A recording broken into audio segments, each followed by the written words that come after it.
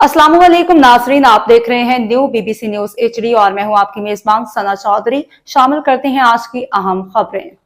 खबर शामिल करते हैं जिला सांगड़ से हमारे न्यू बीबीसी न्यूज़ के रिपोर्टर अहमद खान की रिपोर्ट।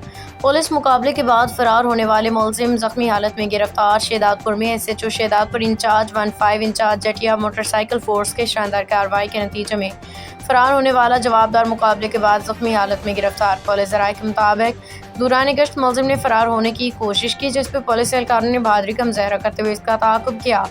जख्मी मुलजिम को फौरी तौर पर अस्पताल मुंतकिल कर दिया गया है, जहाँ इसका इलाज जारी, जबकि पुलिस ने इसके कब्जा से असलहा दीगर सामान बरामद कर लिया।